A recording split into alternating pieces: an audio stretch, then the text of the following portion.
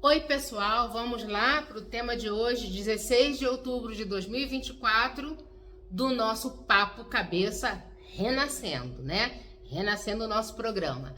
Então, o Papo Cabeça de hoje a gente vai falar sobre o tema escolha, eleição.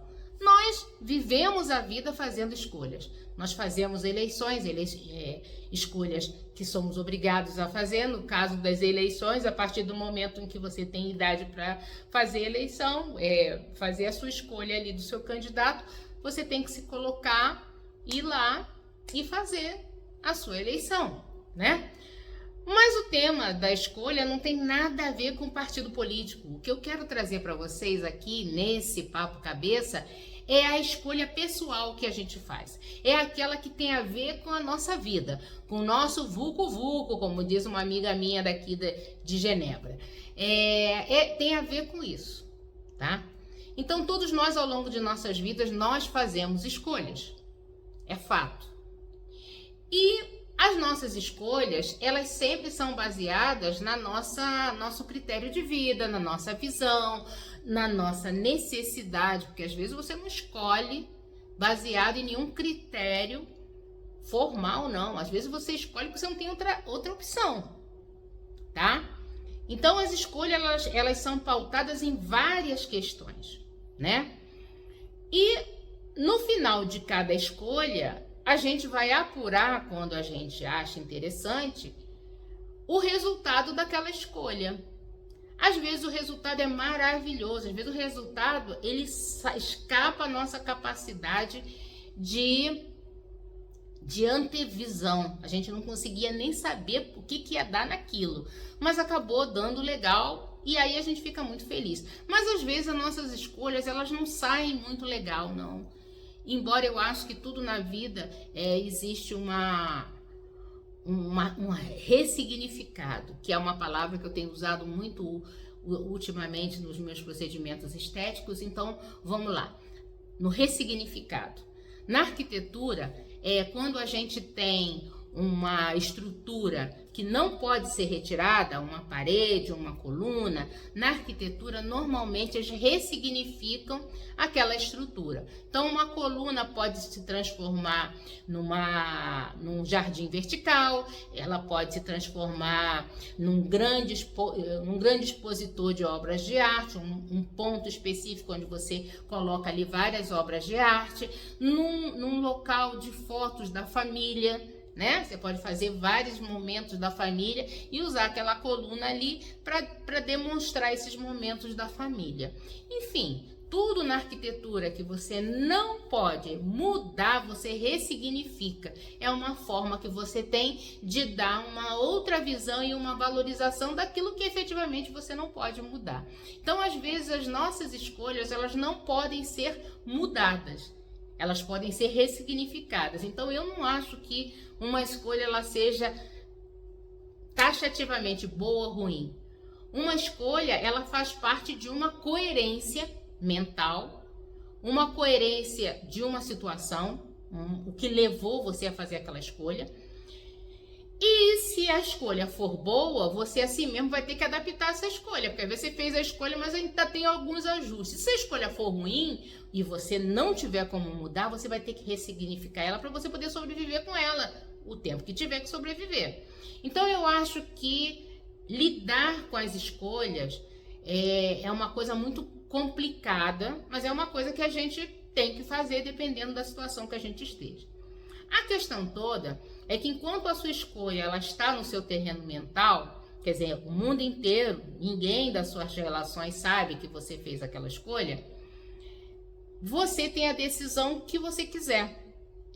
Mas quando essa escolha foge do seu âmbito íntimo e ela vai fazer parte, então, das pessoas que se relacionam com você, muitas vezes você vai ser alvo de muitas críticas.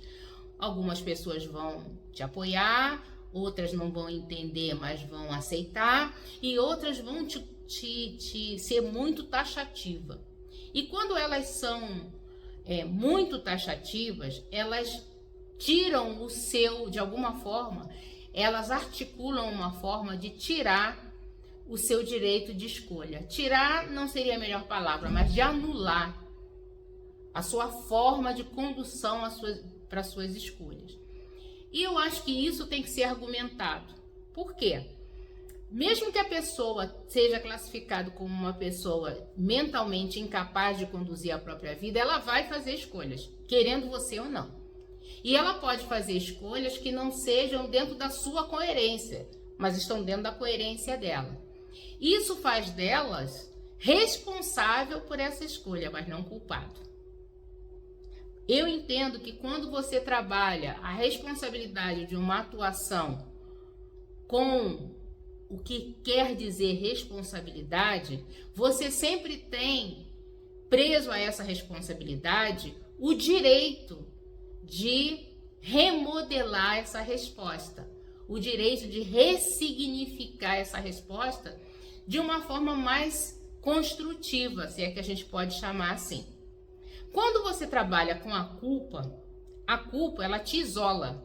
A culpa te coloca num cárcere. Só de você se sentir culpado por uma situação, o seu estágio mental, o seu posicionamento moral faz com que você se afaste de tudo, das pessoas, da própria situação, não por uma questão de entendimento, mas por uma questão de culpa. Você se sente culpado por um ato que foi visto menos nobre ou um ato que foi visto errado. E aí você, como não consegue mudar isso, porque a culpa ela é uma nuvem negra e ela diz, está chovendo, temporal e você vai se afogar. Não tem saída, não tem barco, você vai se afogar. Então, como a culpa ela acaba deixando, muitas vezes, acaba cobrindo num véu essas saídas, ela deixa você só numa condição. Você é culpado e você tem que morrer com essa culpa de ter tomado uma decisão ou de ter feito um ato menos nobre ou errado, ou enfim, no julgamento de muitos, incoerente. E aí, não tem jeito. Você tem que morrer com essa culpa. Quando você se veste dessa questão da culpa, você não abre lastro para que você cresça, para que você entenda o que você errou, entenda a sua questão mais íntima dentro daquela escolha, e a partir daí você começa a desenvolver uma melhoria, comece a se auto-perdoar, se é que a gente pode chamar assim, auto-identificar o que você não fez que foi legal e seguir a sua vida buscando padrões de melhorias, usando aquela escolha como degrau de crescimento. A culpa ela não é um degrau de crescimento. A culpa ela é um degrau para você se afundar. Quando uma pessoa, num julgamento, ela é considerada culpada, ou ela vai ter que pagar uma penalização financeira, ou ela vai ter que ser presa, ela vai ter que ser reclusa. Então, preste bastante atenção na sua autoanálise com relação aos seus erros. Você se coloca na postura de uma pessoa que tem uma responsabilidade sobre um ato ou uma culpa sobre um ato. Veja o viés que você quer levar as condutas que você tem. Porque que o outro te julgue de forma A ou B é um problema dele. Mas o que você assume para você vai transformar a sua vida de uma maneira bastante grave. Então, o que eu quero deixar para vocês nesse papo de hoje, 16 de outubro de 2024, é esse pensamento. Quando eu erro, quando eu penso, e se eu erro, eu sou responsável ou sou culpado? Quando eu cometo um ato considerado por mim mesmo e por outras pessoas um ato ruim, eu sou responsável ou sou culpado? Como é que eu gerencio o erro ou uma falha na minha cabeça? É para pensar, hein, gente? Não é para se culpar, é para pensar. Se vocês quiserem deixar mensagens para mim, o meu WhatsApp é um WhatsApp aberto. Pode mandar mensagem à vontade.